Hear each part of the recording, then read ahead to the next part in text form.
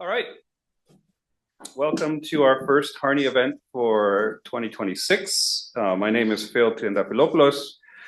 I'm acting director of the Harney program this year, and it's a program in ethnic immigration and pluralism studies. And this event today is part of our lecture series, and we have some more really exciting events coming up in the next few months that we'll have up on our website shortly.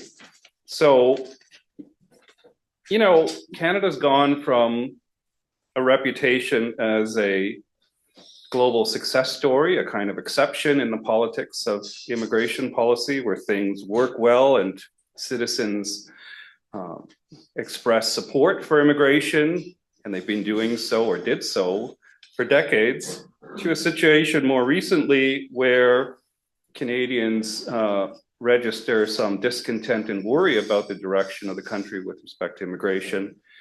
And many Canadians talk about failure when they refer to immigration. And that's quite stunning because, just speaking personally, I went from writing chapters and articles about the exceptional Canadian success story, and now I have to devise ways of explaining the exceptionally rapid Canadian decline with respect to immigration.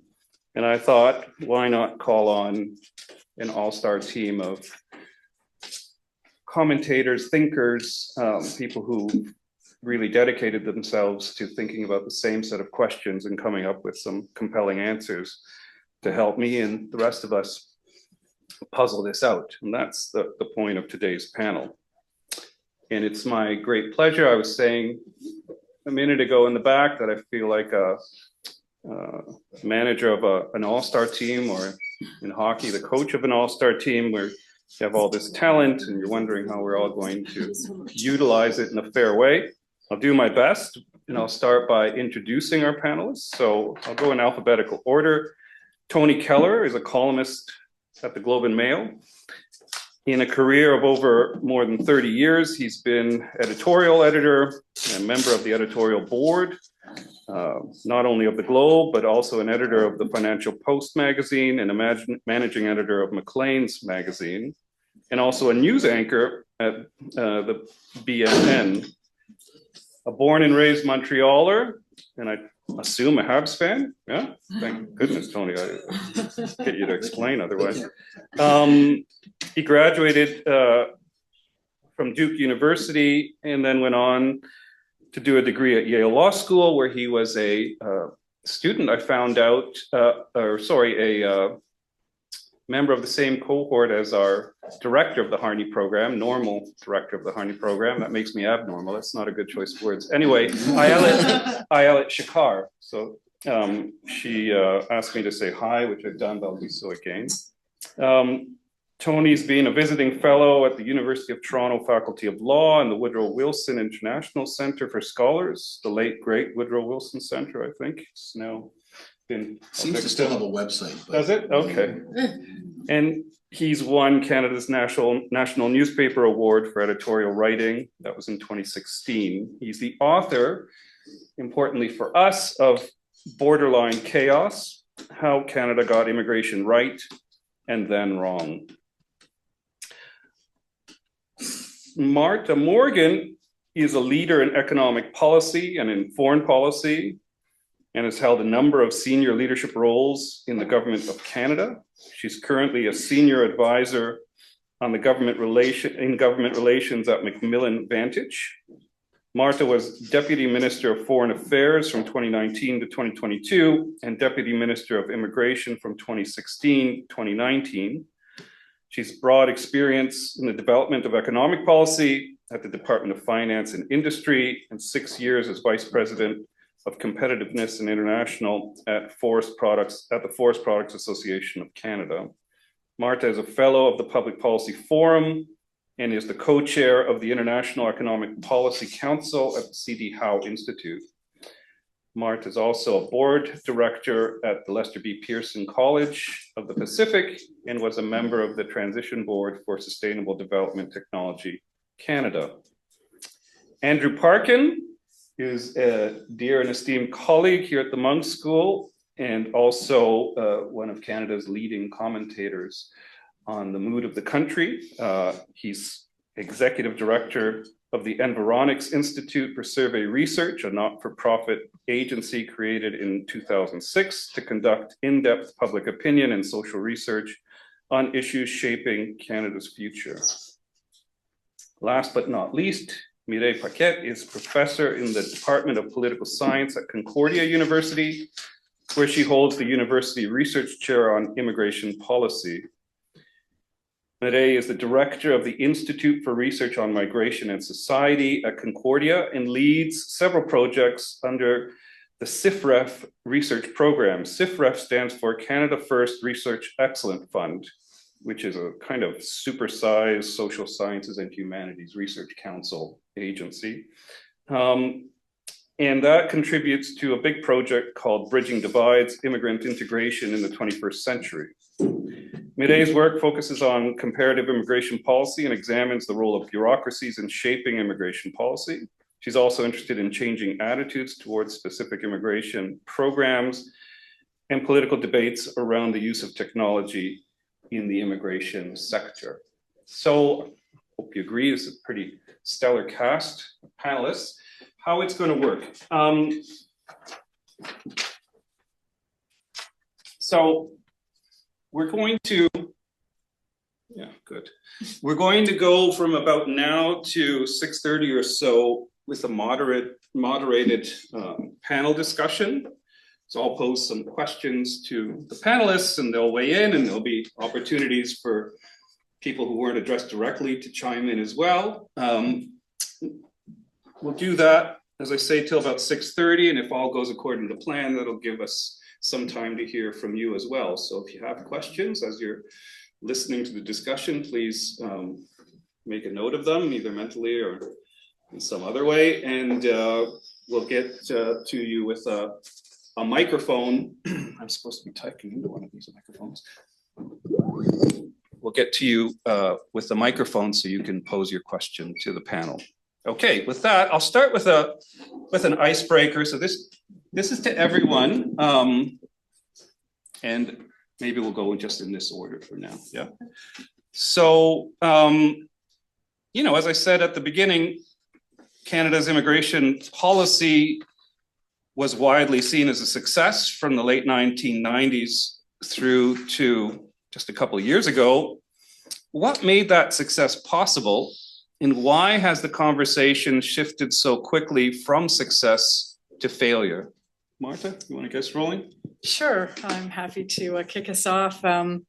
So I think what made our immigration system a success for so long was really trust and confidence of the public, that we had a system that was working for Canada, that was fair and transparent, that was working for immigrants, where immigrants were coming to Canada and they were doing well.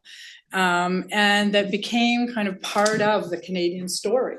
As you were talking about, Phil, what you were writing about, it became part of Canada's character and something that set us apart and made us successful. And I think that why it shifted was, it was really a series of decisions that were well-intentioned, coming out of COVID primarily, but that cumulatively had unintended consequences in terms of a dramatic increase in the number of immigrants and the proportion of immigrants in Canada, that coincided at a period that was very difficult for Canadians from the perspective of COVID, housing prices, inflation, and so there was a kind of a perceived sort of commingling of those two issues that came together. And you're going to ask more questions later, and I'll talk about what I think those decisions were. But I don't think it was really purposeful. I think that the intention was good, but it resulted in sort of a confluence of events that really represented quite a dramatic shift, I think, in public perception of whether the system was really working well as it had before. Thank you for this question. So maybe I'll answer a little bit differently.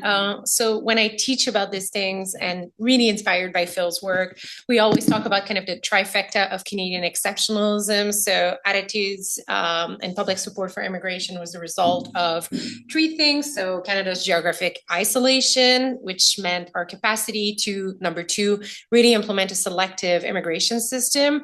And then also an elite consensus about basically not making immigration a thing, right? And so these three things together allowed for attitudes to remain generally positive, likely in large part because of low salience of immigration issues. It wasn't so much that people liked it as well. And I think that Andrew can talk about, how he's pulled people about it, but it was also that there was not a lot of capital or not a lot of electoral gains to be made by talking about migration.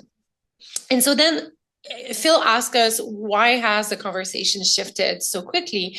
And I think here for me, I've been invited to several panels to kind of explore these questions in the last couple of months. Of course, this one is the best, right? Like, just to be clear. But I started to become a little kind of annoyed, but not annoyed, but kind of concerned about how we're actually talking about what's happening here. So for one thing, I think we need to kind of explore who was part of this consensus at time one. So I think that there was an elite consensus, but I don't think that everyone who was working in the immigration system or who was providing services for newcomers necessarily felt like the system was working so well or that there was a consensus. And there's always been voices in Canada and people who felt like there was too much immigration. So, we first need to acknowledge that. But the second thing I think that is kind of being talked about together in these discussions is we have two shifts. We have a shift in public attitudes and public discourse, and we have a shift in policy. And we seem to be assuming, and I'm not accused, I'm just like realizing as I read newspapers and I listen to conversation, what we political scientists would call a thermostatic relationship between these things, that basically the public is reacting to policy change and that the elite is therefore giving to the public what they want, and then there's this kind of loop. And I think that research on migration politics actually kind of challenges this assumption, because what we know from how people think about immigration or how debates about migration emerge, or what structures the politics of immigration, tend to be that we know that people don't understand immigration programs. They don't know how many people come in. Like, there's a lot of, misperception. We also know that elites speak about immigration a certain way, but then implement very different policy. We call that the gap, right? And so that's often the case. And we often also know that the feelings or the perception about the effect of migration are very disconnected from the direct effect on migration. So if we know all these things from research, then we're actually kind of talking about kind of two different things. We're talking about a shift in public attitudes that might be driven, yes, by policy change, but maybe by something else as well. And we're talking about changes in public policy that, call into question the integrity of the system. But there are two things. So I just think that it's important for us to, start our conversation today by just acknowledging that what we're experiencing right now cannot be explained by a single driver, right? Kind of going a little bit like what Marta was saying. So part of it might be policy driven, part of it might be politically driven, and I have really full explanation about why this is happening, but I'll stop here. But to me, it's just really about complexifying these three things and not assuming that, one single thing or one single policy decision contributed to the debates we're having today. Thank you. So I'm going to try to offer I'm going to try to say three things. Let's see if I can remember all three of them. So the first thing is that there's a connection. I'm going to agree with you, but disagree. But I agree with you that there's a tremendous amount of asymmetry. So first of all, the immigration system is incredibly complicated. Second of all, there's tremendous asymmetry of information, meaning people don't know what they don't know and they don't know what's going on. That includes many, many, many policymakers clearly did not really understand what was going on in the immigration system. That said, I think the change in public attitudes that has taken place over the last roughly 3 years is connected to things in reality. It is not a case of people catching some kind of airborne xenophobic virus. Yeah. It is that I think the Canadian policy consensus and public opinion consensus on immigration was based on some facts on the ground and some sense about the facts on the ground. And those facts on the ground began to change in the 2010s, and then changed radically in 2021, 2022, 2023, 2024. It took a while for public attitudes to notice that it had changed. It took a while for the government to even notice anything had changed, and provincial governments and others. But you put it all together, and then you get a flip in public opinion. So I think public opinion did change pretty radically, but it changed in the same way. I mean, one of the examples I give in my book is I say, if you ask people a survey question, are you hungry? You are going to get a different answer after they have eaten a 5,000 calorie brunch than the answer you would get if they just woke up in the morning and haven't eaten yet. There is a connection. That answer is connected to some objective reality. Okay, second thing, I think the Canadian immigration consensus was based on a sense that, as both my colleagues here have said, that immigration was working for Canada, that immigration was not a charity operation, but was something that was mutually beneficial and was a form of enlightened self-interest, both enlightened and self-interested, that it was, and not just immigration, period, but the way we were running our immigration system, which was different than a number of other countries ran their immigration system. And to pick up on Ray's point, I think the fact that Canada is essentially an island was extremely helpful for us. It is notable that the two countries that have had such strong support for immigration for so long are Australia and Canada.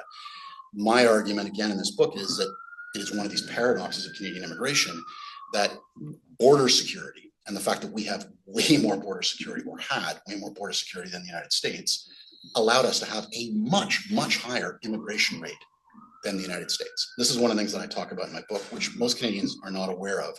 Canada's immigration rate for the last generation has been massively higher than the United States, even before this run-up. But what happened in the run-up, particularly after 2021, two really big things change in the Canadian immigration system. One, the numbers go a lot higher than they had ever been before. Quality, people don't like the use of that word, but went down. And the immigration system changed from a permanent immigration system to an immigration system that is mostly about temporary immigration, but temporary immigrants who mostly want to become permanent immigrants. And the numbers of temporary immigrants are way larger than the number of permanent spaces. So a lot of, change and mismatch. The final thing I'll just end with are some numbers, just to show how much the various temporary immigration streams increased. So in the year 2000, there were 22,000 temporary foreign workers in Canada.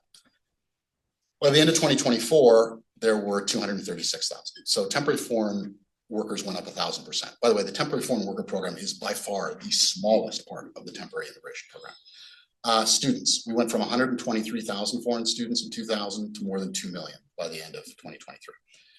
The IMP program, which most people have never heard of, went from 89,000 people in the year 2000 to 1.9 million, from 89,000 to 1.9 million by the end of 2024, increase of around 2,000%. What's the IMP? So we'll talk about it more later, but the IMP is, the biggest part of it is actually former students getting work permits to continue working after they've been students. So it's actually a continuation of the student visa program. It's got some other elements. Refugee claims and refugee claims backlog. Actually had, annual refugee claims. There you go. In 2013, we had 10,000 people who made a refugee claim in Canada in 2013. In 2024, we had 190,000. So 19-fold increase in the number of annual refugee claimants. 2013, there were 5,000 people in Canada waiting to have their refugee status decided. By the end of 2025, that number was 300,000. So an increase of around 6,000%. and the number of people that Stats Canada estimates are in Canada with a pending asylum claim or a recently decided asylum claim is 505,000. In Canada today, Canadians aged 20 to 24, 25% are temporary foreign residents, up from 12% in 2001. So in the space of 4 years, that number more than doubled. In Ontario, the number is 31%. In BC, it's 34%. Like, this is a huge change in the immigration system. Whether you agree with it or not, it's a very big change. And I think it had an impact on public opinion. And I think the impact is, in fact, understandable. Thank you. Okay, I think I'll add in another element. I mean, so we're starting with the success factors.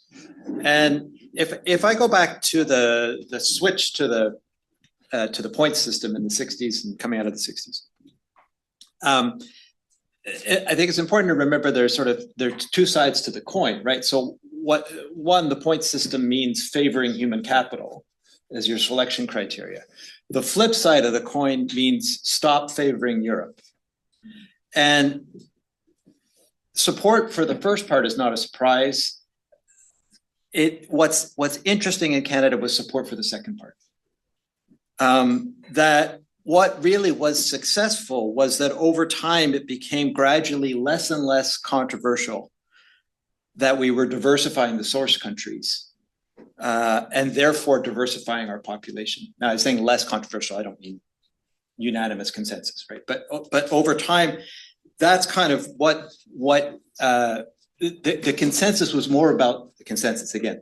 Can I do like that? And then yes, but to the extent that there was support, as people pointed out, I mean, there wasn't really support for immigration policy. No one really knew what the immigration policy was. There was support for the outcome of the immigration policy, which was a changing population. And I started thinking about this, because people have seen the organization that I work for and work with, been tracking attitudes to immigration since the late 70s, over 50 years, asking the same questions in the 80s and 90s. And believe me, people were not that interested in immigration policy on that time. They were asking those questions as a proxy for asking about multiculturalism. Like, that's what they were really interested in finding out, right? How Canadians were reacting to that kind of change. So that was the success. And I think it's another panel to explain, well, why were Canadians accepted of that? We're a new world country, so we don't have 500 or 1,000 years of European identity to kind of wrestle with. I'm someone who believes the Quebec factor in Confederation in Canada already disrupted the idea that we know what it means to be Canadian, and that creates room for that, to expand. I think the charter makes a difference in a very hard to pin down way, but we sort of adopt this charter nationalism and answering the questions like, who are we as Canadians, right? But that's what the success factor was, in that the answer to that question of who is a Canadian, who gets to be Canadian, who should be Canadian, who belongs here, right, gets opened up. So that's the first part. Then I think all I'll say in terms of, well, what happened or what's the shift away from that, I think the others have put their fingers on the sort of factual or policy part of it. So let me just sort of emphasize the other part of what it's not, right? What it's not is the disintegration of that support that I just described, right? In other words, it's not a sudden questioning of the diversity element of how Canada's changed, or not so far. I mean, we can get back to like where we're going from here, but not in its impetus. So it's not like a pendulum that like it's, and Tony does this quite well in his book. Part of that, the story I'm trying to tell here is that if you go back to before Diefenbaker or before those changes, and you ask Canadians, who they think should come here, right? The answers are shocking and distressful. We did not learn the lessons of the Second World War in 1945 or 1946, right? It took another generation. So it's not a question of the pendulum was here and then it was here and now it's back here. It's a different debate that is suddenly unfolding now, and yeah. Thanks, Andrew. And I'm gonna come right back to you in a second, but I did remember to plug, and I mean it sincerely, Tony's book is the book that confronts many of the questions we'll be talking about today. And it's available at your local in-person bookstore. If it isn't, it should be, you can order it, so please do so. But I also wanted to say that Mireille and a friend and colleague of ours, Jennifer Elric at McGill University, have a new book coming out with a wonderful title, Immigration in Canada, 16 Questions. And I think it's really pitched at not just people who study immigration for a living, on the contrary, to anyone interested in the topic. So, stop, that's sort of like a podcast when they go to selling things, so you can go back to the substance. I wanna dig a little bit deeper into the success story. So sometimes people refer to the Canadian approach as the Canadian model. So what were its advantages? What made it work so well? And so Andrew, I think that was really interesting, and it is true, and I think you're right. It is based on the data that Environics has produced recently. It continues to be true that this demographic shift hasn't sparked the kind of anxiety and backlash that seems to be true in other places, including other immigration countries or settler societies like Australia or the United States.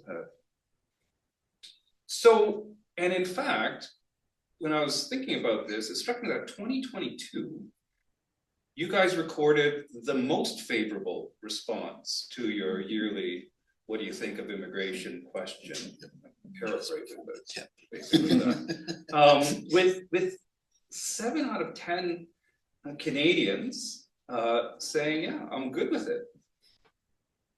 And that's striking because the numbers were very high. I know we had the COVID closure of the border, but a lot of the things Tony mentioned, the increase in international students, the increase in temporary permits through various channels, all that was happening for years prior. And yet Canadians, when asked, said, yeah, I'm fine with immigration. So what enabled that level of public support for so long? And really, the last time we had negative public opinion in the Environics survey and other surveys from other firms and from academic researchers was the late 90s. I think 97 is sort of the turning point, right? That's a long stretch. And it wasn't just, yeah, it's okay. It was consistently more and more positive, and it crescendoed in 2022. So what enabled that? What mattered most? Confidence in the management of the system, economic framing, immigration is good for you, you're going to benefit by it, or integration outcomes, which makes anxiety about where people are coming from less problematic if they're all sort of sounding like the typical Canadian and doing typically Canadian things and gravitating towards sort of average positions on social and other issues. Was that the secret? And if you had to put your finger on one indicator that was pointing in a different direction, even in the good times, that kind of, when you looked at the data and said, this might be a harbinger of problems down the road, what would it be? So let me try and answer it. It's always hard, right? Survey research is really good at telling people what just happened and really bad at telling people why. So I'll struggle a little bit and try. I mean, I think it is the integration outcomes, but it's really hard to separate that from the economic framing, because I think, and again, not being naive to the many obstacles that newcomers in Canada have faced and the many barriers they encounter, but acknowledging that the immigration story in Canada up until this change that we're going to talk about was a story of mobility, of newcomers being able to find a pathway to success on average, on the whole, with many exceptions. And in some cases it was a long journey. So in some cases it was a 2-generation story, right? It was the children of immigrants who who were successful. I spent a lot of time, because of other jobs I've had, talking about the education data, the PISA data, Canada leads the world in the education outcomes for children of immigrants. But what that meant is the population as the whole was looking at a non-problem, right? If you see what I mean. And so in that sense, again, it's hard to put on, it's hard to describe the absence of something. It's like the absence of triggers in some ways, right? The absence of a crisis, whether that crisis is cultural, whether it's economic, whether it's something around organized crime or something. All those issues were there, right? But they never became something you could mobilize people on. And when someone like Maxime Bernier kind of came along and whenever he came along, 2017 or 18 or something like that, I mean, it's a farce, right? The attempt to kind of get that going. A lot of Tony, I think, could talk better to a lot of, what helped with that issue, the issues around control and the walls that you talk about in the book. But there's one other factor, just quickly, I think sometimes we overlook, which is the diversity of sources of immigration and destinations for immigration. And that's despite the fact that there are definitely some countries and some regions that have, the largest share or are the source of the largest share of immigrants in the last 10 years or 20 years. And despite the fact that most immigrants have historically gone to Montreal, Toronto, and Vancouver. But despite that, most of our communities are made up of people from a variety of places. And it's not only true of Toronto and Vancouver, but increasingly became true of Regina and Calgary and Ottawa and Halifax and so on. And what that meant is that it was very hard for an us versus them narrative or scenario or feeling to take root in the Canadian context of immigration that makes it slightly different. Without personalizing it too much, I spent time in Northern England as a student, and that's when this lesson really came to me. I mean, those were cities that had one community of source country dominating in one part, and then you take a 10-minute train ride around there, and there are no immigrants from anywhere, right? And we don't have that. We don't have that either in terms of that sort of, as I said, that uniformity of who the immigrants are or where they are, right? So I think that's that is, and that I don't think that was intentional. It's just the way kind of it worked out here. But that immigration in that sense is, yeah, you can find small areas, rural areas of Canada where it's not as common, but even then, right? It's more common than rural areas in other countries. Okay, I think I made that point. The fragility indicator. I mean, to a certain extent, like we didn't see it coming, which doesn't mean there weren't any kind of, I think we do exaggerate the extent of that consensus. There was comfort in our survey data with the number of immigrants who were coming in. There are always mixed views around cultural elements, integration elements. I mean, that we were never in as strong a position there. But what I want to say is I think the fragility indicator was the emergence, and Mireille sort of foreshadowed this, the emergence of a growing difference between groups of partisans, people who vote for different parties, which dates back to the early 2000s. And try not to get in too big a rabbit hole here, but I think it coincides with the merger of the two parties on the right, which brings reform into the conservative element. And subsequent to that, around 2000, not till 2006 technically, but the movement of the Liberals to opposition, where the Liberals have to then try and figure out how they're going to get back. And so I don't know how clear I'm going, but the Reform Party had baggage. Right? Not everyone here is as old as I am to remember the issues, but Stephen Harper eventually became prime minister because he put all that in a box, right? But the point is, it was there. They were the party that at the beginning was campaigning actively against bilingualism and multiculturalism, right?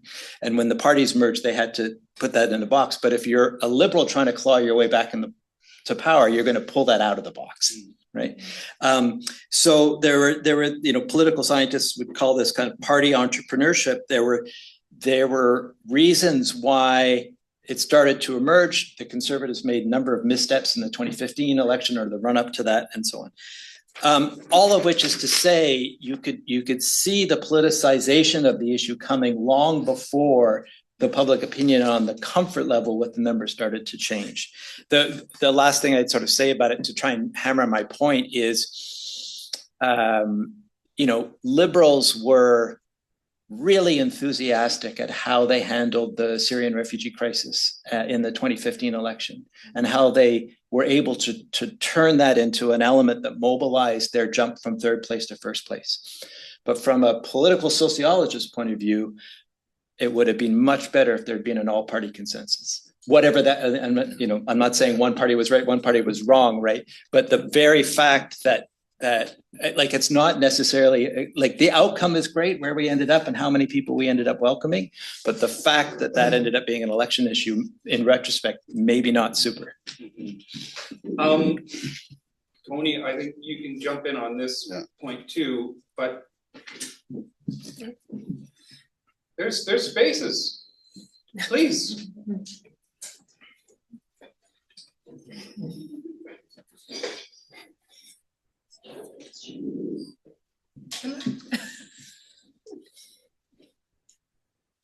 Oh, there's a whole army of people Seats, back there. seats.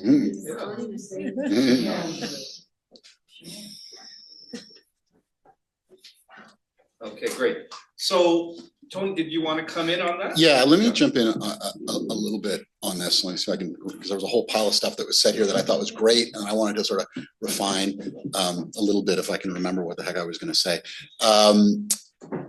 So I think one of the virtues of the Canadian model, or the Canadian system as it was that immigration was not a political issue.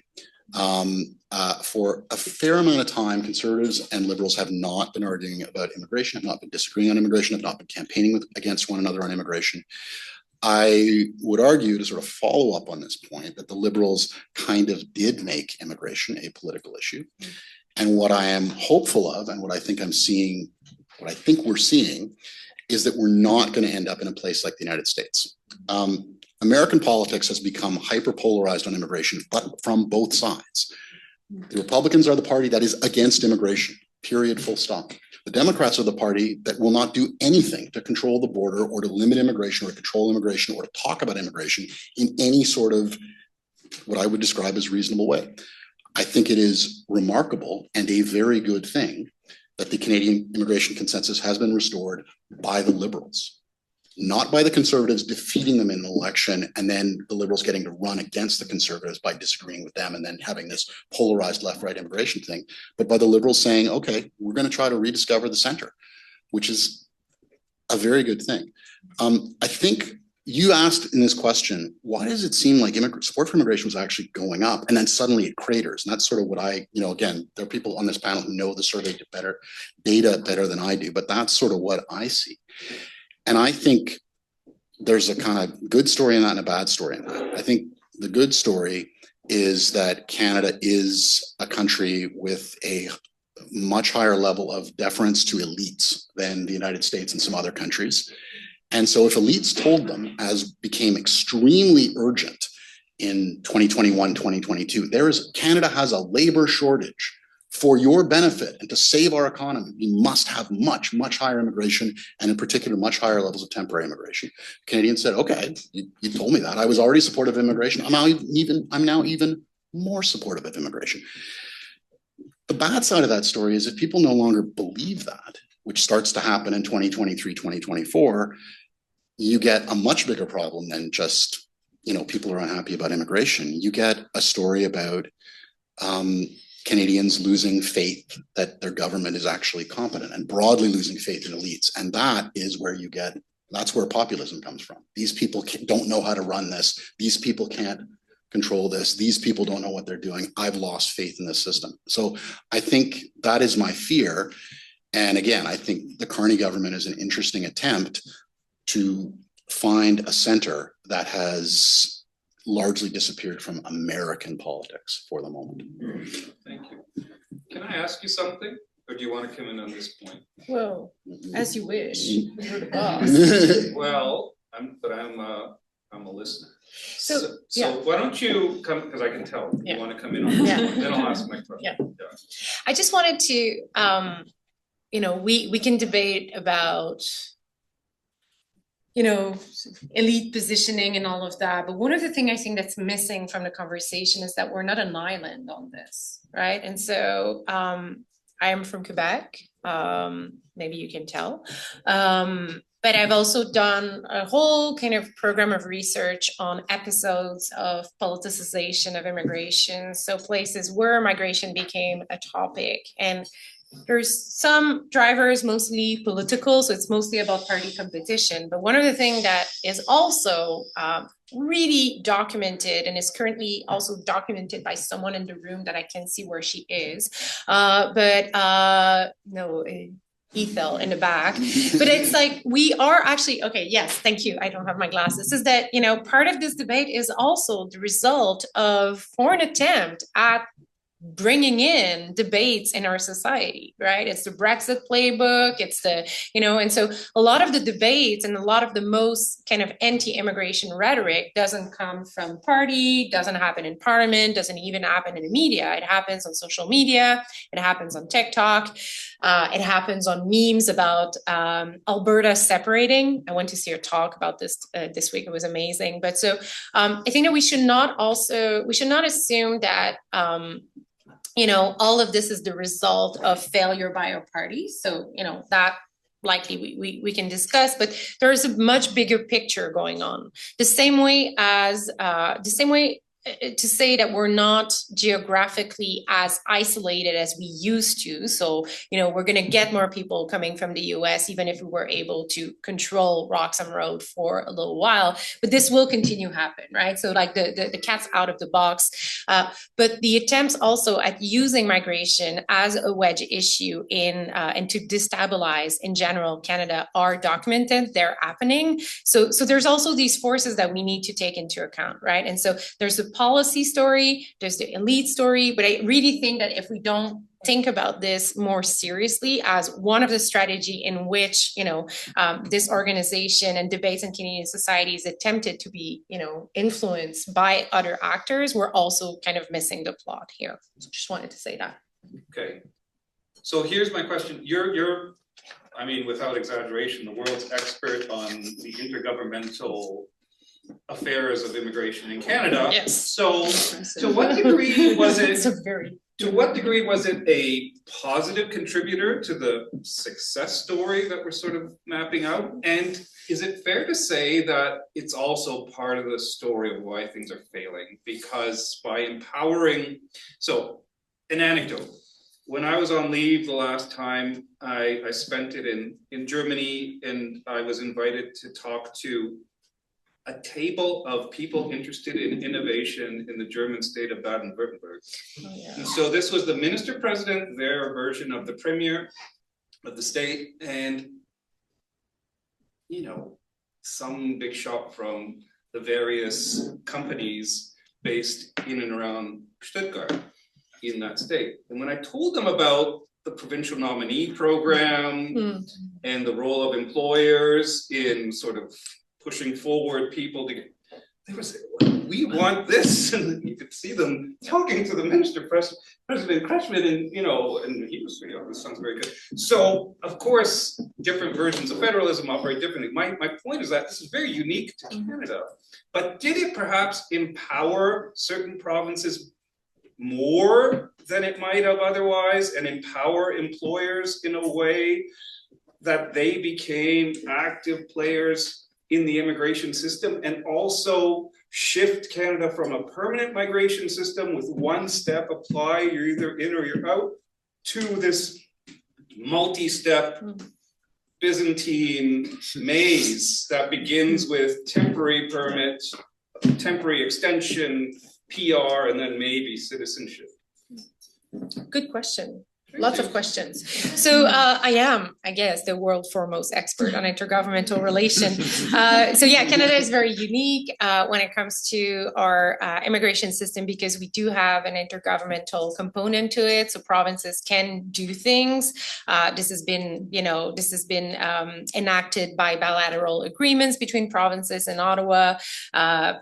Multilateral forum, like the Forum of Ministers responsible for immigration, and perhaps more known as the Provincial Nominee Program, which is now a real bone of contention between Ottawa and the provinces.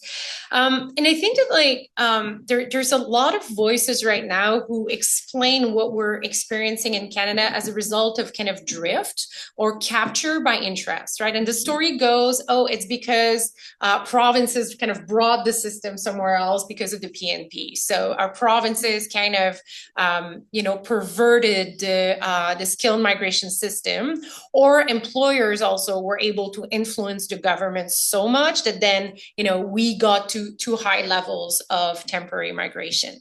I think that it would be important not to dismiss first of the fact that every government in Canada is heavily lobbied by all these actors all the time. So this is not new, right? And I'm sure Marta could, testify to this. And the pressures have been there ever since the 90s, really, for some provinces to get more involved in selection, for even a bigger role for employers as well.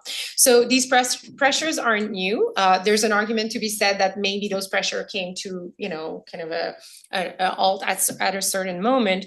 But I also think that that this would be without realizing the other problem that a highly centralized system was generating. Part of what we were able to do with an intergovernmental system in our immigration system is that we were able to actually generate policy responses that were region specific. You don't need the same people in Manitoba as you need in BC. We know we have a very differentiated labor market. We have very different economic profile or industrial profiles in different regions of the world, of the country, I'm sorry.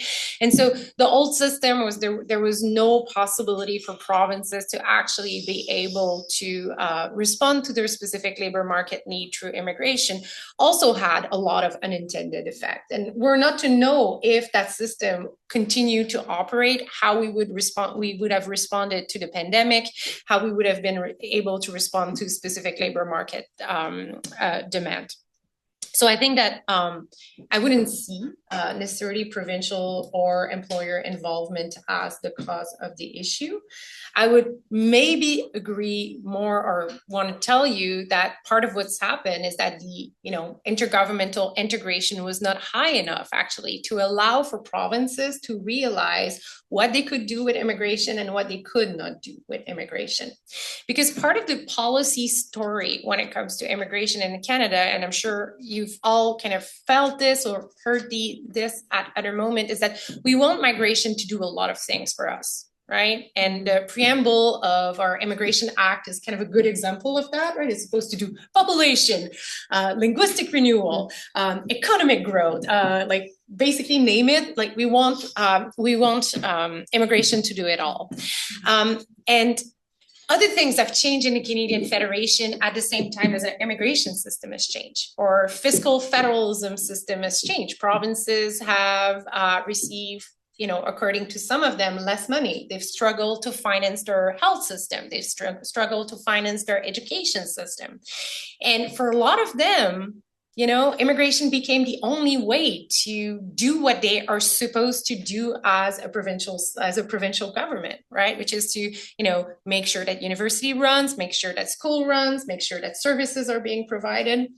Was that the best solution to push for more migration and to use the PNP to achieve some of those goals, or to push university to recruit more students? We can disagree. But what's clear is that maybe it was the only tool that they had access to. And so I'm saying all of this because I think it's really important not to think about kind of migration policy drift or all of this in kind of isolation from the rest of our, policy system, fiscal system, the way we support our public services, because it's all interconnected. The unintended consequences of programs now that we're talking about are also because in French, we say pelleter. I'm not sure how we say in English. We shoveled the snow. Yeah, we shoveled some problem into the immigration system, right? And the idea that they would fix it. So I'm just gonna kind of finish my answer on this to just kind of say two things, because there is a potential for the kind of intergovernmental relations to help us rebuild our immigration system, but we're likely going to need to kind of think outside of the box here. And so, the pattern has been one of bilateralism, provinces with Ottawa, and there then been one of having these grand tables where big principles are being discussed. But what's not been happening is actually clear discussion about funding and interdependence. And the best example of this is Roxham Road, right? So I'm from Quebec. Again, we have been receiving most of the asylum seekers crossing irregularity, and the government of Quebec, not saying I agree with them, not saying, but they've had a lot of problems getting funding, getting reimbursed for the money they spend on welcoming these asylum seekers and providing them with basic services like, shelter, like, access to healthcare. And this shouldn't be a fight, right? This should be simple. We would want our government to be able to say, yes, of course you've done this. We're gonna, share the pie. And so, but we've never built our intergovernmental immigration system in a way that allow for this kind of communication, these kinds of exchange. And so I'll just end on this, but yeah. Yeah, so, okay, I'm gonna edit myself out. Marta, I'm gonna ask you a really sensitive question. So part of the machinery of government in Canada is, of course, our intergovernment system of intergovernmental affairs. Another important part, though, is coordinating, as is true in any liberal democracy, coordinating the work of the political side of things with the work of the bureaucracy. So how did you weren't around for this entire, but I think you were in a way. I mean, you're the best person to ask about this. How did the working relationship between the political center, especially the PMO, the Prime Minister's office, and Immigration, Refugee, Citizenship Canada, the principal ministry and its political leadership on the one hand, and the public service on the other hand, so the relationship they had, enable the system to function so well, at least from the outside, for so long? And here's the sensitive part.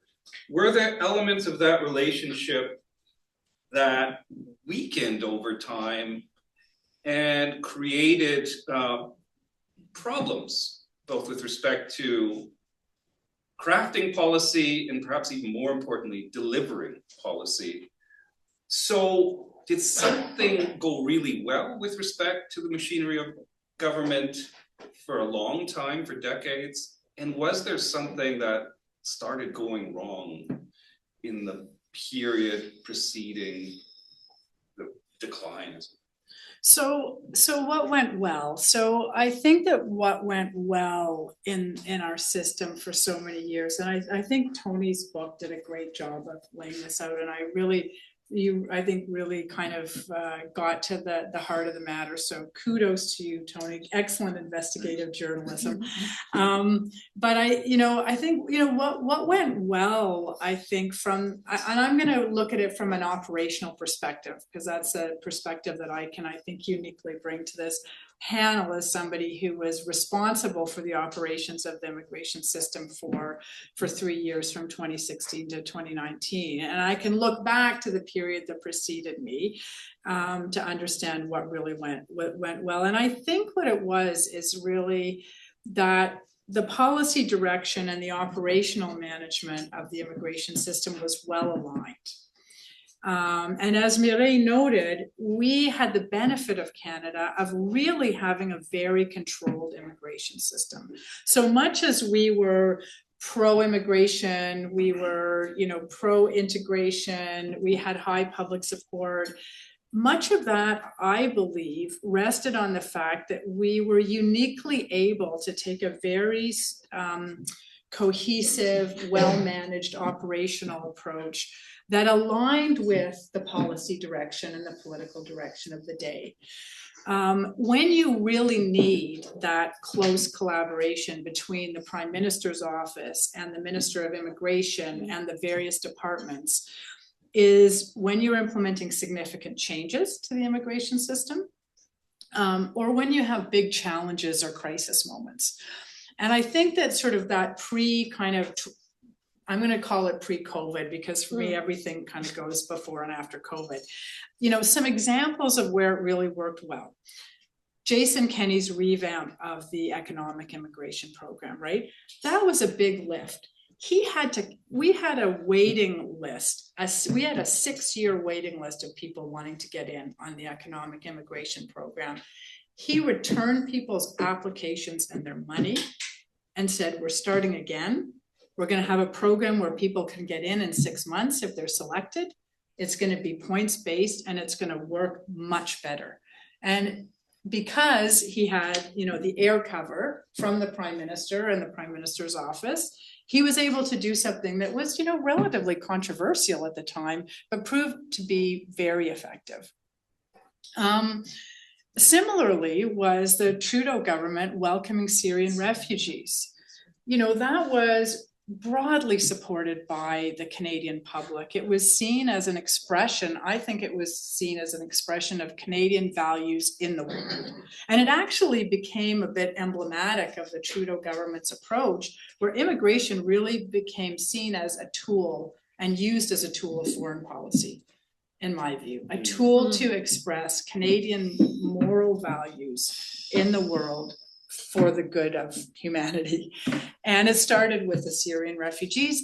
And that, again, was really driven by the top. It was driven by the Prime Minister.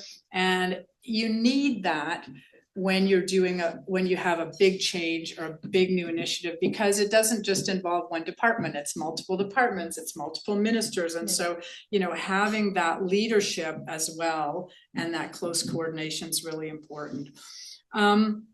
You know, and actually the third one I'd mention in terms of kind of success, even though it's been difficult, is the cross-government response to the dramatic increase in asylum seekers at Roxham Road, right? Which I don't think has been perfect from a municipal and provincial perspective, but certainly at the federal level, something that had never happened before, all of a sudden started happening. Multiple ministers needed to be engaged in order to help manage that issue. And so it really became a whole of government issue.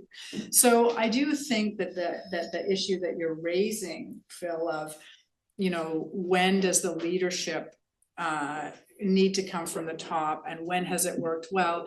I think when things were relatively stable, which is, you know, that period from the late 90s to COVID, where we had a very well-controlled system. It was when you needed to have big policy change or respond to big issues or have major initiatives, and, you know, and that worked well. I would note that I think during that period, you know, it was also a period of relative economic stability in Canada. And I do think that that has something to do with it as well, right? I mean, it was a very economically, we had, sure, financial crisis 2008, 2009, but, you know, we were less impacted than the US or Europe. We managed that very well. And so during that period, it was, you know, relatively stable for the population. And so as a whole, and so Canada really was, you know, more or less, it was kind of a period of growth, decent, low unemployment and all of that. And I do think that context makes a difference.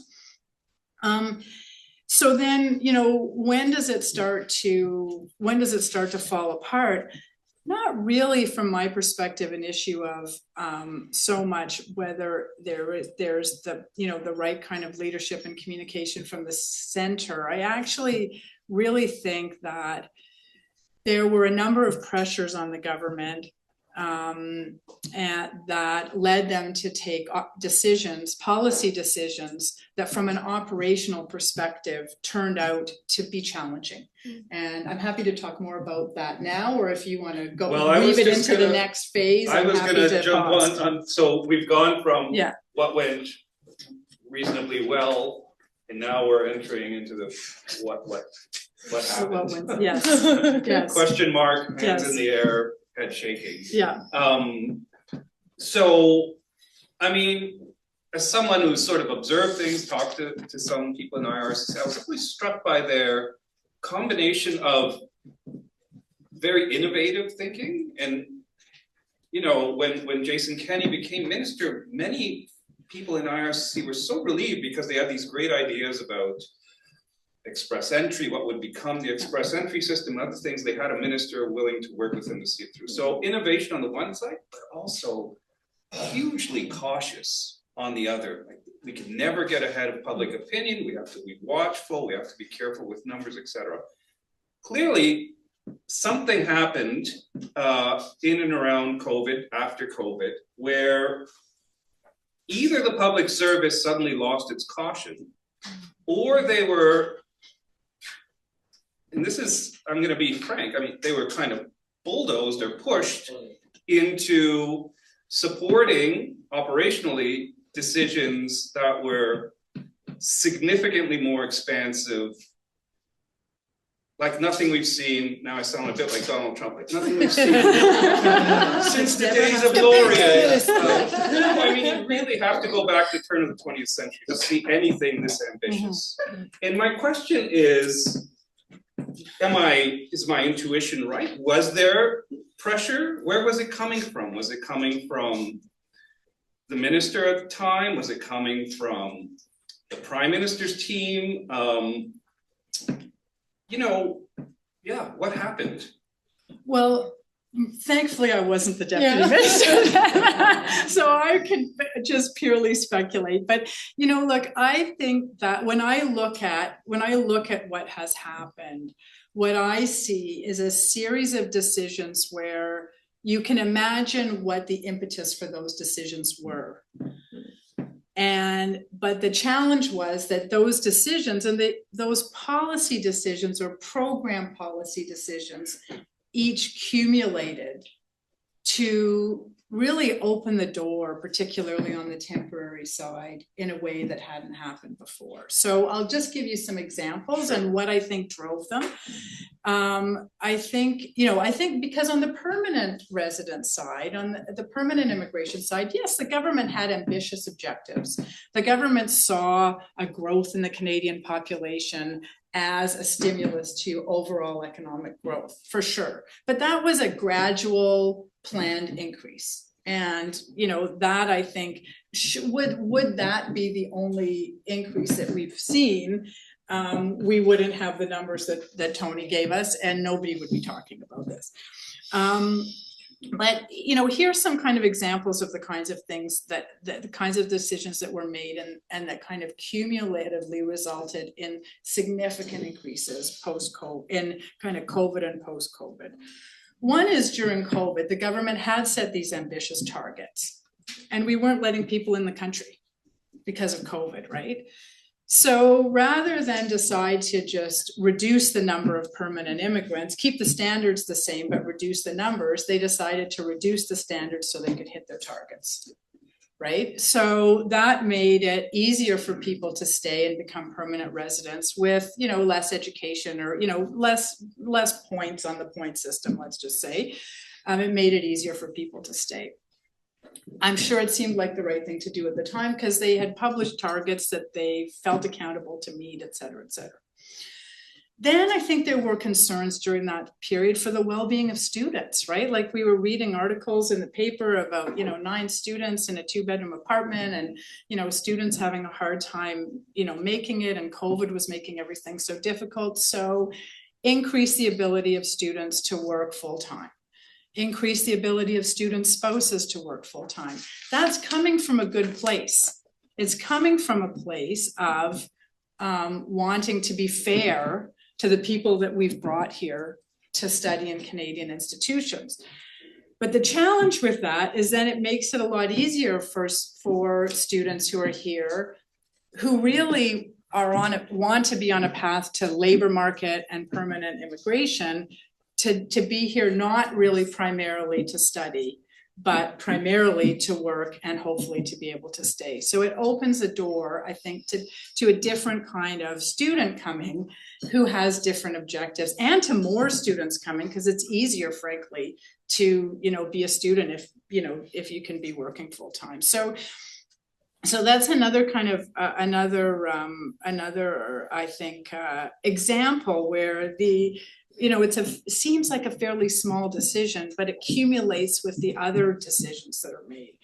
I think the third thing was, we talked about temporary foreign workers. Employers coming out of COVID were really complaining about the lack of workers, and they were the labor force shortages. They were putting a lot of political pressure on the government.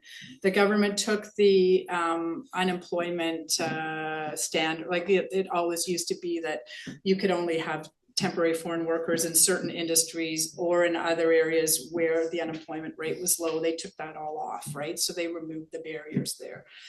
And then on the asylum side, the government, I don't know if you probably all remember this coming out of COVID. You remember the passport issue, right? So where the passports were just all of a sudden, COVID ends, there's this huge spike in applications for passports. Canadians are going crazy because they can't get their passports. Well, a similar thing was happening on the visitor visa side, where everything just kind of got backlogged because there was this big spike, and I don't think anyone could have really predicted it. And so there was a lot of pressure on the government behind the scenes to clear that up. Like, people want to come, like there's events, there's conferences, there's all kinds of stuff, and the visa system is just slowing everything down. So they removed the screening, or reduced the amount of screening for visitor visas, and that resulted in a significant increase in asylum coming in through the airports as opposed to over land borders. So was it kind of political pressure on the department? I think it was kind of the political, legitimate political response to legitimate issues, but without kind of without really an assessment of what the cumulative impact of these individual decisions, would be. And, because I suspect that, and I think that whether that was fully predicted or not, I don't know. But I think if you kind of look backwards, it's always a lot easier than if you're looking forward to see what's going to happen. Yeah, that's really, that's, I don't think I've heard that anywhere else. Thank you for being so frank. So Martha's answered half of the question I wanted to ask you, Mireille, and I put on my political scientist hat, you put on yours. In a parliamentary democracy like ours, the official opposition's principal job is to oppose everything, all the time. Whether they secretly agree with it or not, they stand up in the House and say, this is the worst thing ever. Why didn't the Conservative Party of Canada principally, but the New Democratic Party as well, do its job and demand that the government defend the positions and policies that Martha's just cataloged? Why did it sit back and not oppose? Why didn't it serve as a loyal opposition to ask questions, to raise concerns, to demand amendments? What happened? A lot of things happened. So I think I'll do a little bit, I'll first continue with Martha's answer, because I think that we really need to continue to acknowledge the state of emergency under which a lot of these decisions were made, right? And in a state of emergency, you don't really strategically as an opposition go and kind of complain about what the government is doing, especially when this is presented as bringing in essential workers, May I interrupt though? I seem to recall one very leading Conservative politician named Pierre going to the barricades in Ottawa and playing quite a vociferous role. Let me finish. Let me finish. Shut up. But I think it's important, right? Like we can't downplay. I think it's easy, like a couple of years after, to forget what we went through and how the government was, like how we were watching Justin Trudeau on the news, like, or I was watching, François Legault and all of, like, I think that like there is like, the political opportunity structure of a state of emergency is different than normal politics. And so that's an important point. I think that the second is that, we need to think about how immigration policy is made in Canada. And it is not a system or parliamentary system that really allow for a lot of debate about these issues, right? It happens in, mostly through ministerial instruction or delegated authority. You do have a permanent committee, but this is not where this is happening. And so in general, the opposition has never been super active just by a function of our parliamentary system.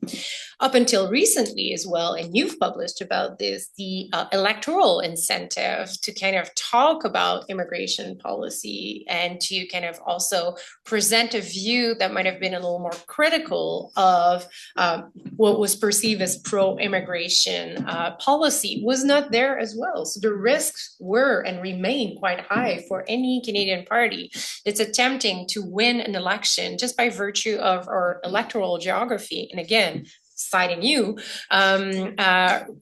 it's not worth it for a lot of them. And I think that the last thing I'd say is that, or maybe two last thing.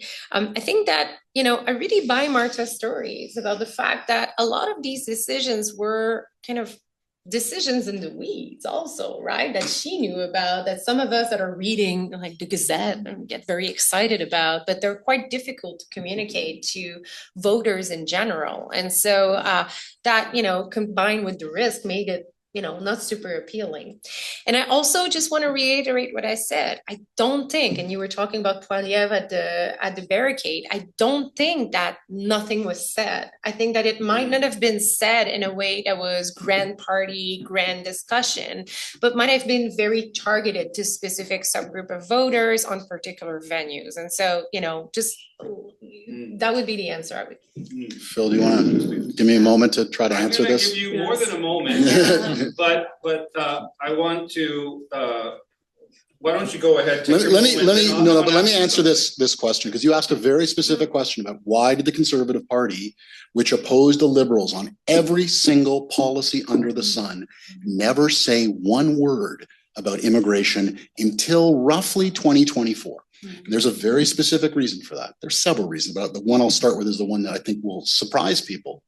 Having talked to several senior Conservatives over the years about this, they believed that the Liberal Party's immigration policy was a deliberate attempt to goad them into criticizing Liberal immigration policy so that they could run against the Conservatives and accuse them of being racist. Now, I'm not saying that was the Liberal immigration policy. I'm just telling you what Conservatives believed was kind of the electoral game that was going on. And so it is quite surprising. Immigration was a major Canadian policy, and yet it was very clear that the Conservative Party from the top had an omerta on anybody criticizing the Liberals on immigration.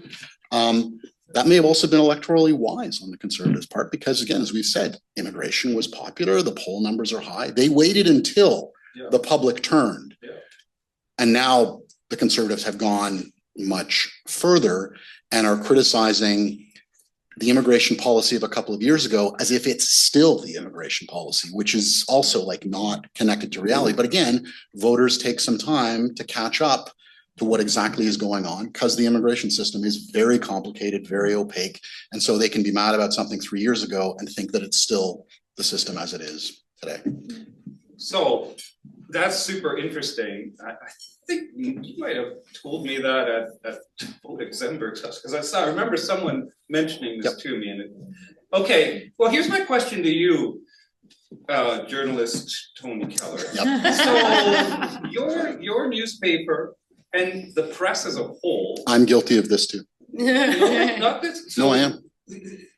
all I heard about was some very well esteemed, and rightfully so, important public intellectuals. So whose general position on immigration was Canada is way too cautious.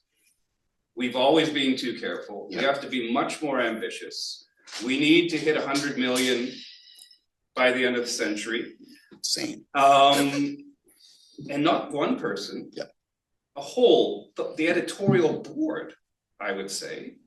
To what degree did that sort of unblinking optimism on immigration on the part of Canada's intellectual class? And I think our journalists are unique, and well, maybe not unique, but you're very good that you guys constitute the public intellectual class more so than people in my profession. That's who Canadians read. They don't read my papers or Mireille's, maybe your book when it comes out, but you know, that's what they read. That's what they imbibe. The confidence in the system had to be in part informed by the message that things are not only going well, we're like way too cautious. We need to blow this thing open. I mean, how do you think about that now? Yep. So I can tell you, I was running the editorial board of the Globe and Mail from 2013 to 2022. And as we got into the late 2019s, early 2020s, I did a couple of times at the beginning of the Liberal government criticize their immigration plans, but that was, nothing had happened yet, they were just planning. As I could see things were going very wrong, though I didn't fully understand exactly what was going wrong, as we're in COVID and coming out of COVID, I would say to myself, we should really write an editorial on this. But I'll do it next week. I'll do it next week. I don't think you should underestimate at peak woke in the early 2020s, the fear that every person in the society had, including journalists, of being accused of racism. Even if what you're proposing is not racist, you're just saying, like, can't we go back to the immigration system we had 5 minutes ago? But I think all of us were in the back of our minds. I'll write this tomorrow. I'll say this tomorrow. I wish somebody else would say this first. And then, of course, there's a whole cohort of people, like my colleagues who backed the Century Initiative and the 100 million idea and the economic problem with Canada is it's too small, who sincerely believed that the more immigration we had, the better it would be for Canada. I don't think there's any factual economic basis for that. I think it's not based in any sort of reality. But I think a lot of us who disagreed with that said, well, maybe I shouldn't say that. Maybe I'll say it tomorrow. Maybe I'll say it next week. Maybe someone else will say it first.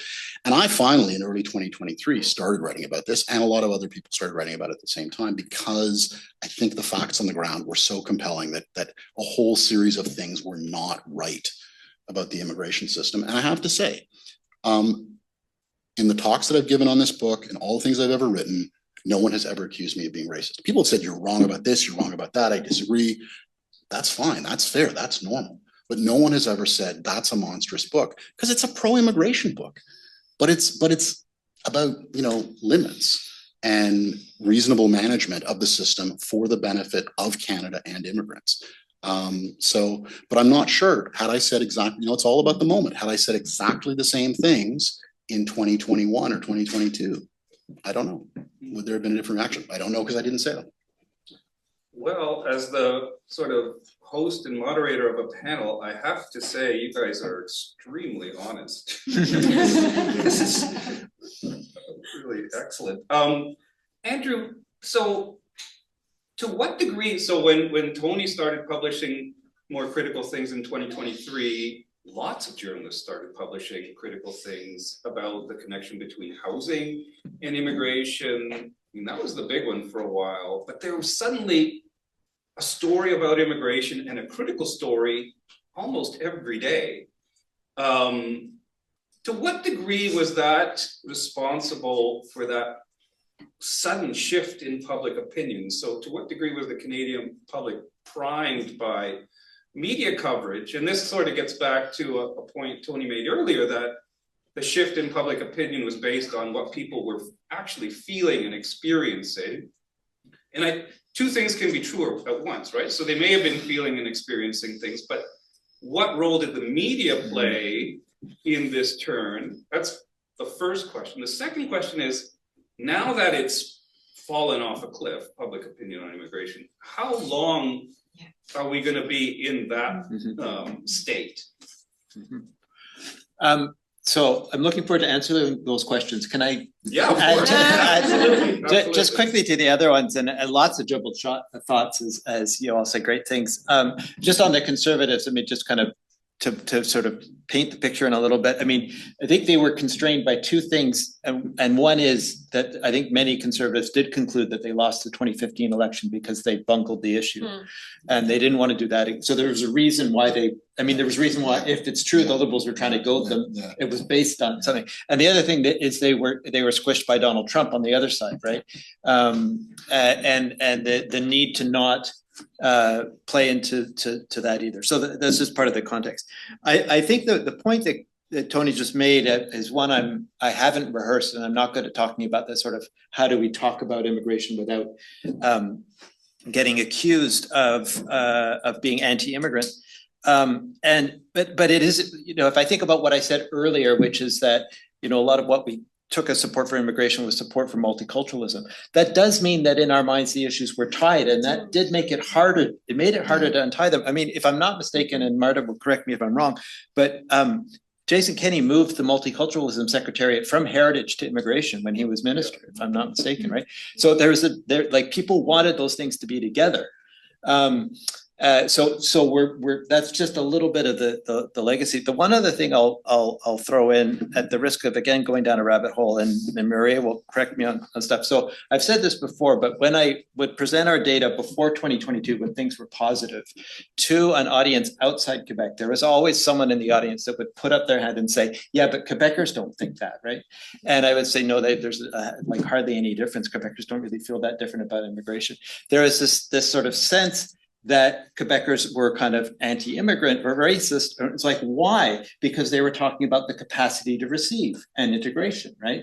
And so Canadians were concluding that if you're asking those questions, you must have sort of interesting motives. And of course, the punchline to that is when the data flipped, I had a number of colleagues in Quebec who thought it was hilarious that Canadians were suddenly saying, I think we need to talk about the capacity to receive. And I'm not a racist. Now I'm raising that, right? Which is exactly what they wouldn't give Quebecers the space to do earlier. Okay, that's my side points. Okay, I mean, again, it's really hard. It's an interesting question about what were the signals that Canadians were reacting to? Like, how many Canadians were reading the columns in the Globe and Mail? I never asked. I don't know.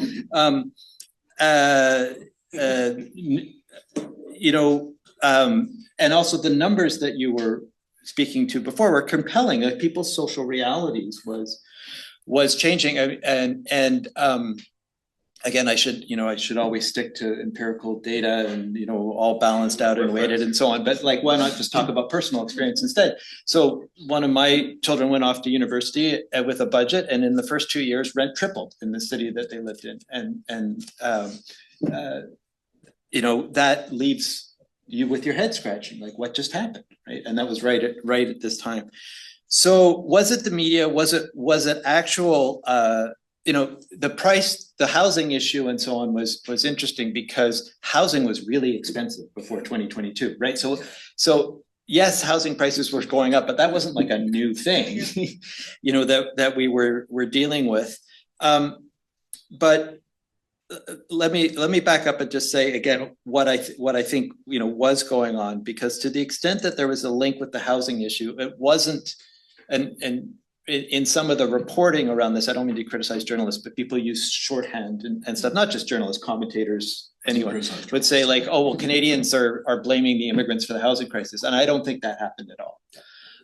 I think Canadians blame the governments for not building enough housing for the number of people that were living in the country. So there was a sense that something was out of kilter with the economy.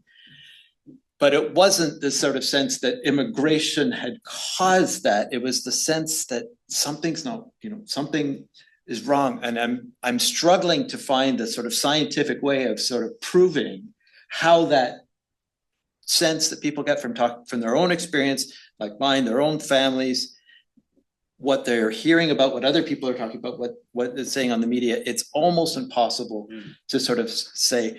But also, I think Marta mentioned it as well. There were sort of there were compelling media stories. I mean, again, we sort of talk about this thing as if it's perception, right? But a refugee from Nigeria froze to death on the street just around the corner from here because the shelters were full. Like that's not like that, and that was a story, and that's a story that people had to deal with. There were landlords preying on international students in the north of Toronto, right? And leading to, so getting back to what I said earlier about what was successful, the sort of sense that immigration is working. And then the stories that were there, which, and I'm trying to be careful with the language because they're not just stories, right? Stories has a sense of like made up, and the reporting that was there, here's the tragedies that are starting to unfold. So somehow it all comes through in public opinion in that context where people don't know what the policy is, they don't really know what the numbers are and stuff, but none of that is new. And yet somehow there was this sense that, as Tony said, the facts on the ground had shifted. So it's a bit of a wishy-washy answer, but it's partly because the question is a little hard to answer. On the last thing, okay, that's even harder because again, like I survey what just happened. I have no idea what's going to happen next, but I think there's enough reason to think that it's not a blip. It's a bit of a reset, but that's an instinct, right? I'm guessing. But it just doesn't seem as ephemeral as that, if you know what I mean. I think it's possible that we're sort of in a new phase for a while, but I think there's two major questions that remain unanswered that are really important to watch. And one is I call it the bleeding over effect. So, or the spill, that's a much better term, spillover. So up until now, I've said the primary motivator for the opinion change was not what you could call cultural backlash, right? But a sense that the system had, the management of the system was not what it should be, and also a loss of confidence. But the change in the way we're talking about immigration, and the shorthand people are using, failure, broken, and so on, that's creating space, right? So people who would quietly have thought things to themselves and thought, well, I will keep that thought to myself because that's not how, that's not going to go over well at dinner. It's not going to go over well in the classroom. It's not going to go over well at work. Question is whether now it's like, well, there is space, to express more xenophobic attitudes, and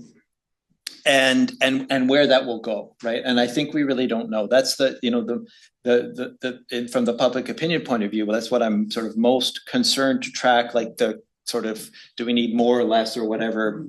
That'll go up and down depending on what the policy is, and not too worried about it, so on.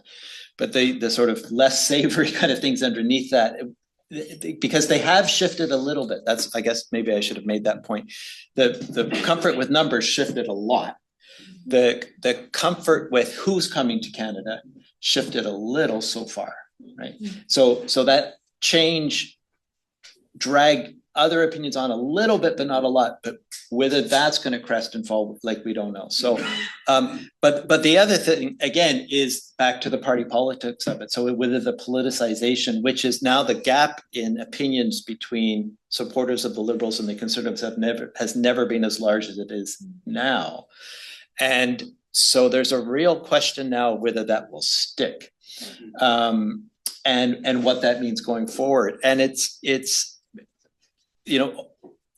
getting past 2024, as you said. So now the Conservatives have, it is a legitimate government vulnerability. Like, again, if you're just trying to be as neutral an observer as possible, say like, well, gee, if I was in the opposition, right? I'd make this an issue because people are upset about it and so on. So there's going to be that incentive to keep going forward on that, the partisanship element. And it's not clear where, maybe the point I'm trying to make is that's likely to keep this from being a blip. Thank you. In order to have a few questions from our audience, you have to pledge to me that you're going to be very efficient in answering this next and final question. And it's very simple. If you could propose one intervention as a sort of based on the diagnosis that we've compiled, now we're prescribing something positive, what would it be? One thing that you could propose. So I'm asking you to be super speculative now. Oh, yeah. We're like in Do I get to genie go first? territory. Yeah. Yeah. Yeah, I get, because I mean, I like this question, but I'm gonna, so I'm not a immigration policy person, so I'm gonna go back to where I did spend some time, which is on the international education side. And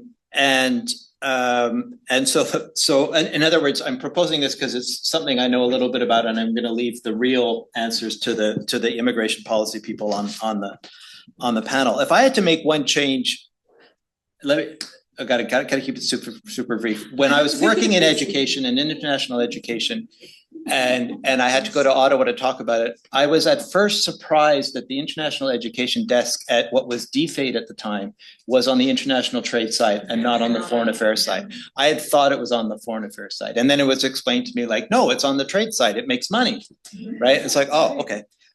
So the change I would make is move it. And I would go further than that. I would make it a rule that if an education institution wanted international students, it had to make the case for why, under the circumstances where instead of making money from it, they would have to pay for it. Because if there are reasons why we would want international students if it cost us money. Right? The original argument for international education is international knowledge and innovation networks are international. If Canada wants to compete, it needs to have globalized research centers. It needs to be drawing talent from all over the world. And then there's the whole soft power element of it. And then there's an international development and democratization of it. We want international education because we want to spread our values through the world. Right? Those are all non-economic reasons. So I would basically say you got to make the case based on that. And then if the end, the students bring tuition, well, that's kind of like a windfall bonus that no one expected. But we've got it totally backwards. Okay, thank you. Tony? So I've got a whole book on this and the whole, but I'm gonna pick one thing. I'm gonna say it really quickly. Just so everyone knows, my book is available, $23.95. I will make about $1.75 for each book I sell. So, you know, but I have a whole conclusion on this, really fast. Lower permanent immigration to about 0.7% of the population, get rid of all temporary immigration, temporary foreign worker stream, except for the high wage temporary foreign worker stream, which is not, and there isn't very much of that, but unless you're high wage, get rid of it, and only allow foreign student visas for high quality programs at high quality institutions. The University of Toronto will do great under this. Niagara College, Toronto School of Business, 3 blocks away, will no longer exist. By the way, Niagara College School of Business and the whole other Niagara College ecosystem gets more foreign student visas than the University of Toronto. That's insane. Thank you, Tony. Mireille? All right, I don't have a book to sell yet in September. I think that the best thing that could happen, and I don't know how to achieve that, would be to make sure we stop talking about this. Honestly, no, but like seriously, I think that there's also just kind of a moment. Our government right now seems to want to take this approach, but any intervention that would kind of lower the salience and the attention to the issue would be really good for points of calibration. But more realistically, the thing I would hope the most for would be to the establishment of an administrative body or something that would really allow for the federal government to take a whole of government approach to the planning of immigration levels and the planning of the immigration system.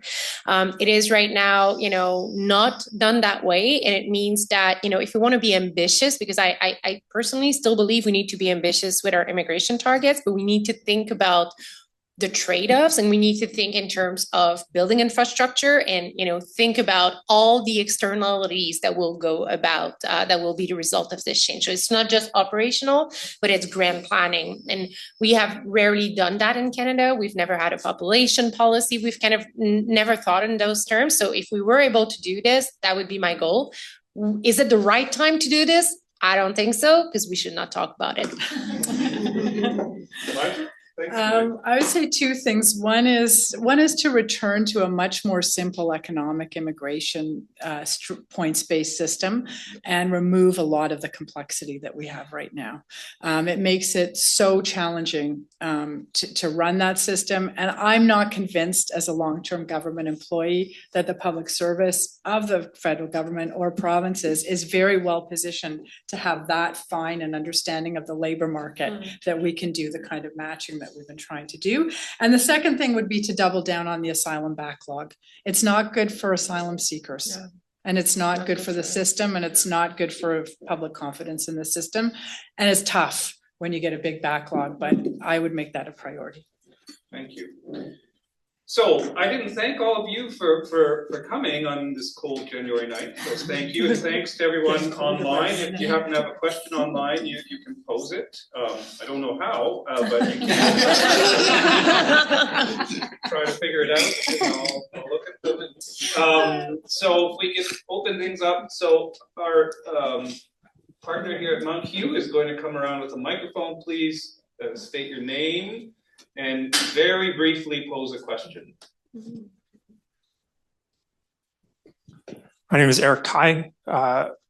Prominent critics of immigration at universities have been forced out of universities or canceled for their speeches. I'm thinking of Ricardo Duchesne at University of New Brunswick, Jordan Peterson at University of Toronto.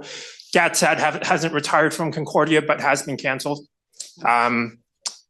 What role do universities in Canada have to foster better dialogue about immigration, given what Tony just said about false accusations of racism during peak woke?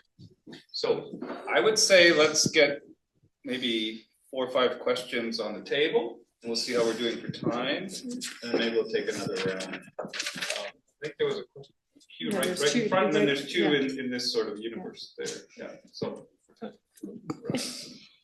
Thank you. My name is Ratna Umitvar. I know a bit about immigration policy and programs. My question is about the immediate future.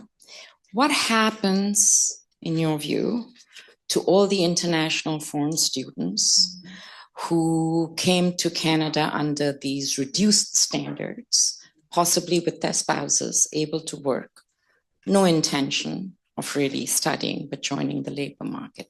What happens to them when their permits expire?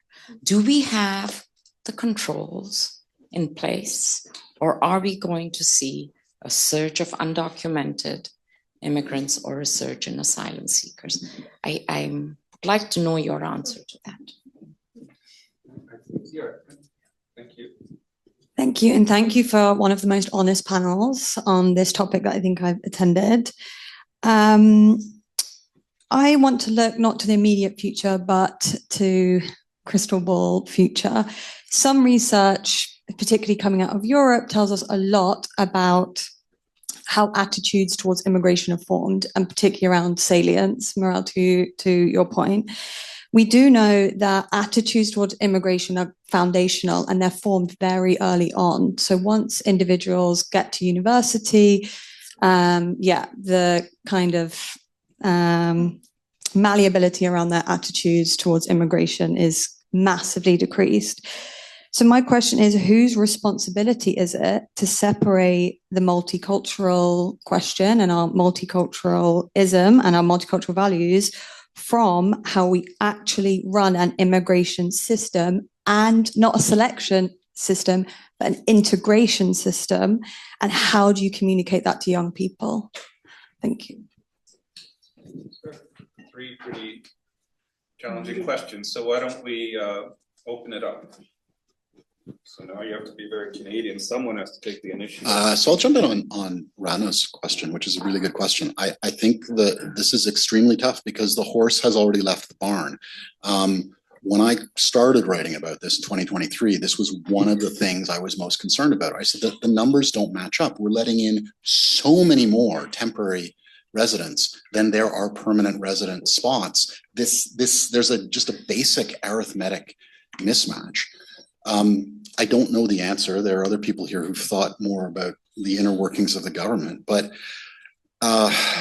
So the hard ass answer is everybody who arrived here on any sort of temporary foreign permit arrived on the understanding that it was temporary.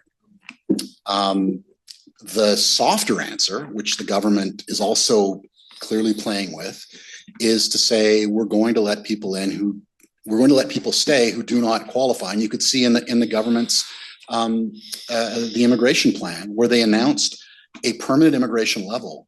And then they also announced extra immigration that would not be counted in the permanent immigration level from people already in Canada. So I think in Canadian fashion, we seem to be tending towards some sort of, mushy series of compromises because we really don't want an ICE answer to all of this. At the same time, a certain number of people who are on temporary permits and who will not qualify for permanent immigration are going to have to leave. I went to the United States on 2 different student visas. I left because that's what I was told to do. Those were the rules. That's not what they were. Yeah. Well, exactly. No, and I agree with you. Yeah. I agree with you. They were told these fantasy stories of come to Canada, go to a fake educational institution, study nothing, and you get Canadian citizenship. That's what they were told. Because that's where the majority of the students went. They didn't go to the University of Toronto or the University of Waterloo. They went to the fly-by-night institutions and they were told this is your way in. So it's a tough one. Yeah, I think this is going to be one of the most challenging issues for the government. I mean, you've seen in the tail end of the Trudeau government and the beginning of the Carney government, immigration ministers already taking really hard decisions to roll things back and constrain the numbers. But this one's a really tough one. And I think they're going to have to decide what path they're going to take and how they're going to navigate it. And I don't think there are any easy answers, but if there's kind of 2 big challenges, probably that's one. And I think the asylum system is the other one. Yeah. I mean, if I can exploit my chair's status, I mean, how do other countries do it? There's 2 questions 2 paths. One is enforce deportation. The other is have some kind of regularization program. We wouldn't be the first or last country to do that. Countries do it all the time. The Liberal-led government of Justin Trudeau promised some kind of an amnesty regularization program. They walked that back, but it can't be avoided. And this is a question that goes back to the Harper days when temporary programs were expanded. The only time I've been asked to formally brief IRCC, that's what I told them. I said, you guys better start planning some kind of regularization program, because even if I'm not a math guy, really, I'm not a quantitative theorist, but just arithmetic tells you that even if a residual number of people overstay, over time, if you're bringing in over 100,000 per year, and now we're talking about hundreds and hundreds of thousands, you're going to have a lot of people out of status. So some will leave on their own. It's true, Tony. Some will be deported, but are you willing to live? I don't think the ICE option is really something Canadians are going to have to confront, but are you willing to live in a society where a significant number of people have to live in the shadows? Yeah. They're forced to. I will offer a third answer to those, tack onto those 2 possibilities. And it's also a tough answer, which is one of the options is to make it exceptionally difficult to be employed in Canada if you do not have legal status in Canada. And that is the kind of bureaucratic, soft means that Canada has used with great success in the past to prevent people from coming to Canada who were not given a visa and permission to come to Canada. And it may be one of the ways. So I think it's probably going to be a combination of those 3 things. Yeah, very good. Can I? Did you want Andrew and Renee on any of these questions, these 3 questions? Just on the last one, on that, the way you're framing it that way, I'm more optimistic. I mean, partly because if you just want to stay on salience, like immigration never became the salient issue, even as opinions were changing. Like we asked dramatic change of opinions about immigration, and then you ask people like, well, what's really worrying you? And they wouldn't say immigration, right? And so in that sense, I don't think it's going to take root it's going to be overshadowed by all the other awful things that are going on right now. I mean, what's going to be foundational for this generation is what Carney was talking about in Davos. I mean, so it'll get overshadowed in that sense. But the other part of that, though, is another part of the success story is that the difference of opinion in our society on these questions for the longest while has not been between immigrants and non-immigrants, or Canadian born and others, or racialized or non-racialized. Like there's a difference of opinion, but it doesn't align that. So it doesn't it's not that kind of fracture, right? And I think that gives me some grounds for optimism. And then just really quickly, the role of universities is to have discussions like this. Not much to add to what Andrew just said. I think that research also shows that what's going on in school right now is not, I think the students themselves are, living a world that's quite different than ours. So their own formative years, as we usually call them, and in theories you're reflecting on, is quite different. So I'm not as concerned with that. But I think that when it comes to trying to kind of differentiate these different policy levers from migration to multiculturalism, I honestly have never seen any research that was convincing in that. All the really people that were all excited about corrective intervention using survey research has now found that it doesn't really matter, that it can actually backfire. And so I think introducing all this level of complexity could just create more confusion, but its effect on immigration attitudes, unclear how we could plan that. Anyone else want to touch on any of the questions posed so far? Are there any other questions among our audience members? One there, yeah. And in the meantime, I'm going to pose one online from one of our Harney graduate fellows. They write, "Thank you for the panel and for your thoughtful comments. Could panelists comment on Bill C-12 about to have a second reading before the Senate, especially as it relates to asylum seekers, picking up from the last comment about reducing backlogs?" So I'm going to leave that on the table. Yeah. And then please. Yep. I think the panel has been really great so far and really honest. I want to share a small anecdote and then sort of ask the question. It is the kind of image Canada has had about immigration has been really positive. I'm an international student myself. I came back 3 years ago, super positive. Everyone was really happy for me.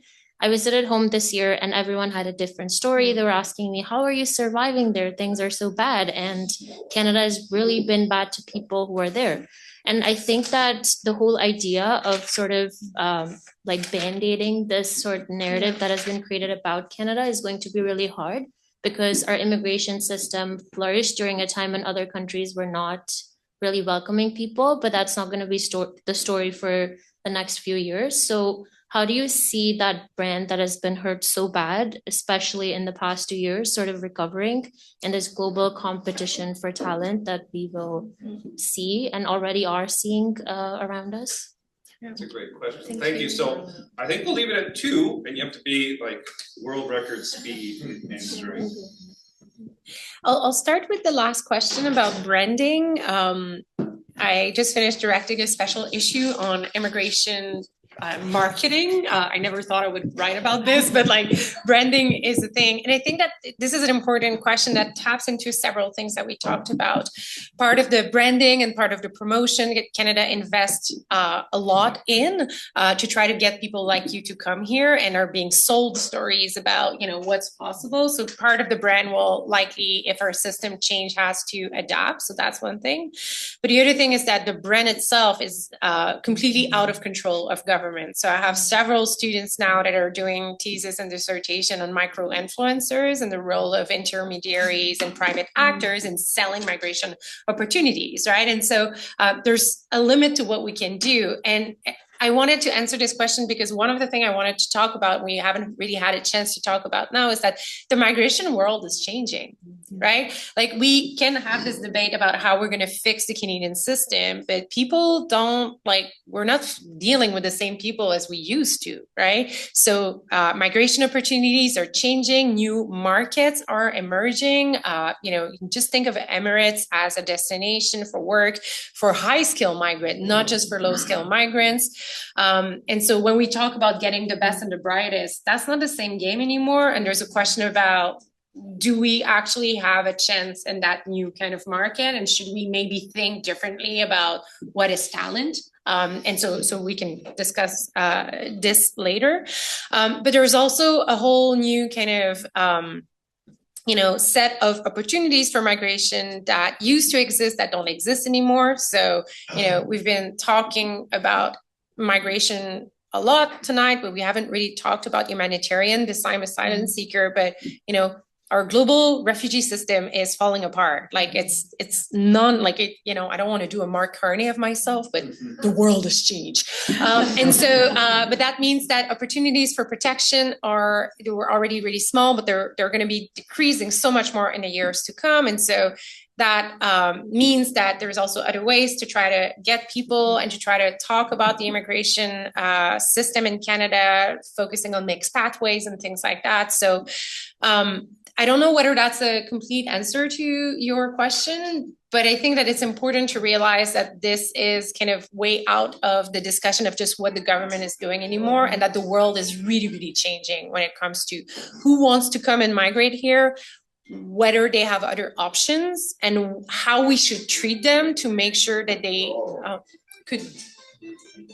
Sorry, am I speaking too long? How we should treat them in order to make sure they want to stay and build roots in this country, because we're still that's still what we're trying to do. And with that, we're at time. Oh no. It's 7:00. Thank you so much for joining us. Thank you, everyone, for your thoughtful and honest answers. Okay, have a great night, everyone. See you at the next event.